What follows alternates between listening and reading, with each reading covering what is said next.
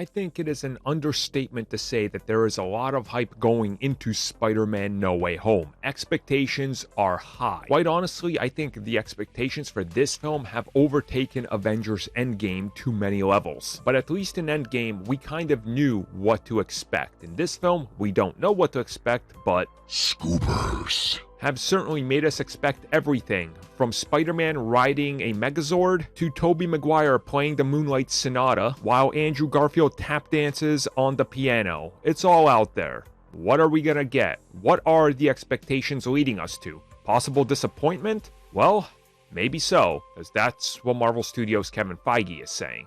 You could be disappointed. So this came at us directly from Empire, who got to talk to Marvel Studios' Kevin Feige and specifically talk to him about the multiverse and Spider-Man No Way Home, and of course all the rumors were brought up.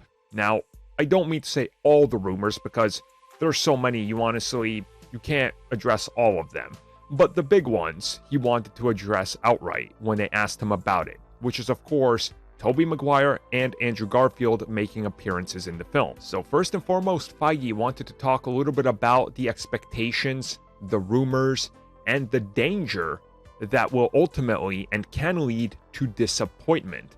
Because if you build yourself up to believe something, and you believe it's true, and every single scooper out there tells you it's true, and they're all reporting what the other one has, and then it turns out to be false, you will be disappointed. Chances are you will take your anger out on Marvel Studios and everybody involved and not the people that misled you blindly. Which, again, the reason I mentioned Avengers Endgame in the opening is because this is what happened. A lot. There was legitimately articles out there, people talking about it, scoopers dropping info. The Defenders are going to appear here. This is going to appear here. Agents of S.H.I.E.L.D. will do their time-traveling thing. That's why the Quantum Realm is in there. This scooper confirmed they're time-traveling to the 90s and so forth and so forth. It was all over the place. And then ultimately, people built up this film in their head that didn't end up, being on the screen. Naturally, that's what he's talking about. He's talking about how fun rumors are. And he even says that. And he says that you can take them as fun.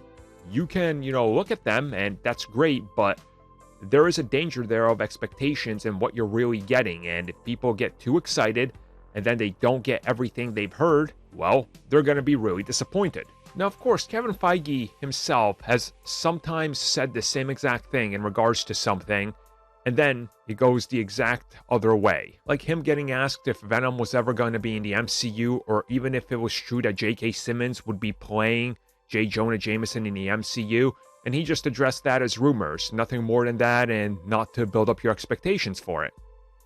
And then we see how that went. So I get what he's saying here. He is trying to sort of temper some expectations, because there are legit people out there that are convinced. They're convinced Miles Morales is appearing in this film. I mean, they're going to be disappointed, right, if he doesn't. Naturally, that's sort of how this goes. And I think secrecy with how these films are handled lean more into that, and specifically that you have literally people that make money off of the scoop game, right? And you have insiders working for these websites and everything, and that's the thing. So many times things get out there and they're just out there, and it leads to disappointment because it was never in the cards. They've addressed that many times. I remember after Age of Ultron came out, Kevin Feige and Joss Whedon were doing the rounds talking about it, and there was rumors of Spider-Man appearing in that film. And they were like, I'm sorry that you were disappointed that Spider-Man wasn't in it, but the post-credit scene of like the windshield being wiped or whatever by Spider-Man clearly wasn't real. But people were convinced Spider-Man was in Age of Ultron, and that was it. You couldn't change their mind. So it's that type of approach, right? You got to have expectations going into it. As I always say, go in expecting the bare basics and hopefully a good film, and then you won't be disappointed. If you're expecting them to literally come out of the screen and go, sir, what would you like in this film? We're going to render it in real time. Well, I think you're asking for a little too much. Get what I'm saying?